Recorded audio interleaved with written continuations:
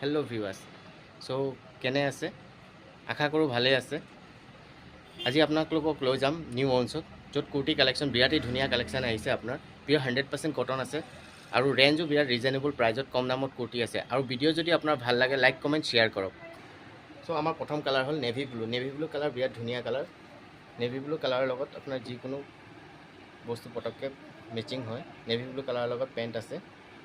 এই কুৰ্তিবিলাকৰ ৰেঞ্জ আছে আপোনাৰ মাত্ৰ 499। 499ত আপুনি কমপ্লিট ছেট পাব।